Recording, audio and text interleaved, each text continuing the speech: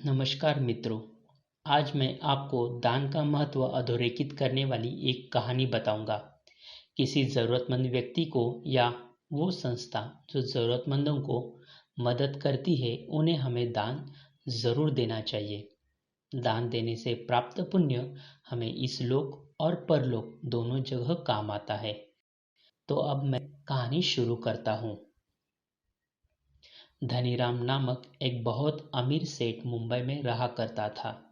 उसके पास एक बहुत बड़ा बंगला, कई गाड़ियां, सोने चांदी के जेवरात थे।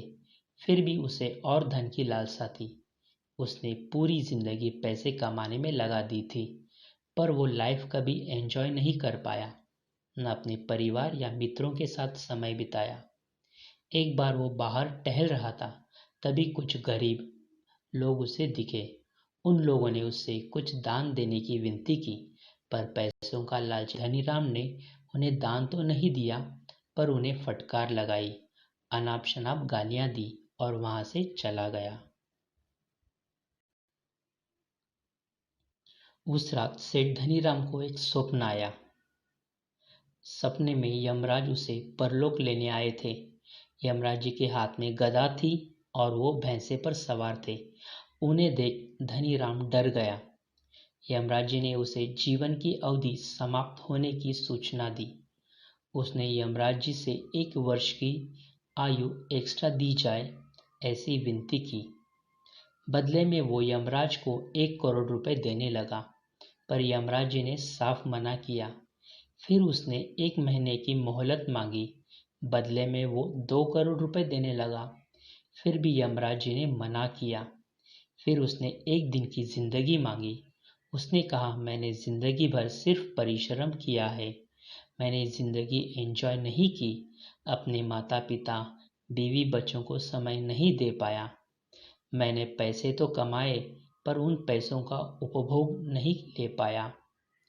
यमराज जी ने कहा, तुम्हारी जिंदगी का समय पूरा हो चुका है, मैं तुम्हें 1 मिनट भी एक्स्ट्रा नहीं दे सकता, पर तुम तुम्हारी कमाई के पैसों का उपभोग नहीं कर पाए। तुम्हारा मन उस दौलत में अटका हुआ है, तो मैं तुम्हें उस धन दौलत को दूसरी दुनिया में लेकर जाने की अनुमति देता हूँ। धनीराम इस बात पर बड़ा खुश हुआ। उसने अपने साथ काफी पैसे, धन दौलत ली। यमराज जी सेठ धनीराम को लेकर स्वर्ग लोक चले गए। स्वर्ग की सुंदरता देख धनीराम खुश हुआ। उसके साथ काफी पैसे भी थे।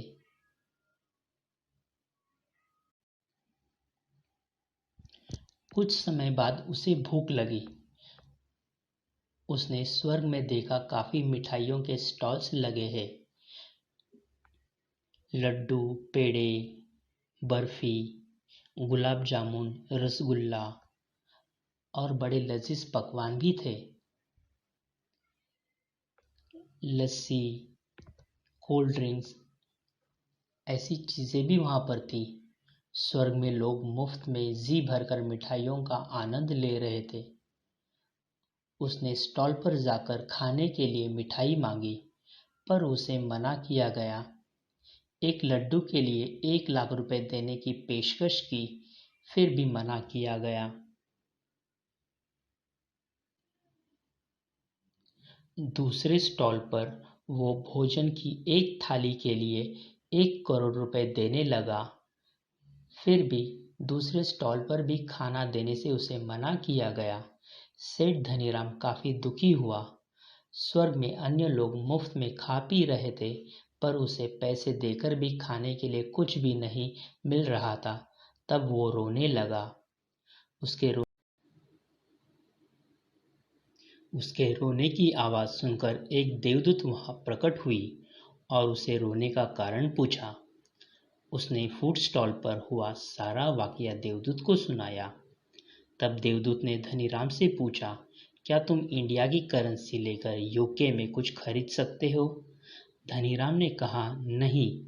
तब देवदूत ने पूछा, क्या तुम इंडिया की करेंसी लेकर यूएसए में कुछ खरीद सकते हो? तो धनीराम ने फिर से मना किया। तब देवदूत ने समझाया, तुम अपने देश की करेंसी लेकर यूके, यूएसए यहाँ तक कि अपने पड़ोसी मुल्क पाकिस्तान और श्रीलंका में भी ट्रांजैक्शन नहीं कर सकते तो धरती की करेंसी स्वर्ग लोक में कैसे चलेगी? तब धनीराम ने कौन सी करेंसी चलती है यहाँ यह सवाल किया। तब देवदूत ने कहा, यहाँ पुण्य की करेंसी चलती है। बताओ, तुमने अपने जीवन में कितने पुण्य किए हैं? कितने गरीबों को दान दिया, भूखों को अन्न खिलाया, गरीब बच्चों की स्कूल की फीस भरी? धनीराम ने कहा, मैंने जीवन में कोई पुण्य का काम नहीं किया, कभी भी दान नहीं दिया। तब देवदूत ने कहा, तो तुम्हें स्वर्ग का सुख नहीं मिल सकता। यह कहकर देवदूत अंतर्धान हुए। सेठ धनीराम को बड़ा पछतावा हुआ। वह फूट फूट कर रोने लगा। तब उसकी अचानक से नींद खुल गई और उसे अपने सपने का अर्थ सही मायने में समझ में आया और दूसरे दिन उसने गरीबों में दान देना शुरू किया।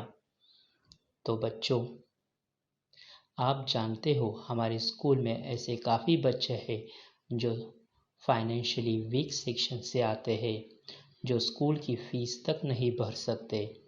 आप लोग अपने पेरेंट्स, रिलेटिव्स से कहकर अपने स्कूल में ज़कात या चैरिटी दे सकते हो। अभी रमज़ान का पाक महीना चालू है। रमज़ान के माह में किए हुए सवाब का फल 70 गुना मिलता है। यह ज़कात और चैरिटी से जमा हुई रकम ज़रूरतमंद बच्चों की फ़ीस भरने के लिए इस्तेमाल की जाएगी। आप लोग ज़कात या चैरिटी देने के लिए अपनी स्कूल की टीचर्स से कांटेक्ट करो। आखिर में मैं आपको सही बुखारी की हदीस 1434 बताता हूँ। अस्मा बिन्त अबी बकर रज़ियल्लाहु अन्हु से रिवायत है कि नबी सल्लल्लाहु अलैहि वसल्लम ने फरमाया, अपना माल थैलियों में मत रखो, अन्यथा अल्लाह ताला भी अपनी रहमत तुमसे रोक लेगा और तुमसे जहाँ तक हो सके खैरात अर्थात दान पुण्य किया करो। When Allah blesses you financially, don't raise your standard of living, raise your standard of giving. Thank you.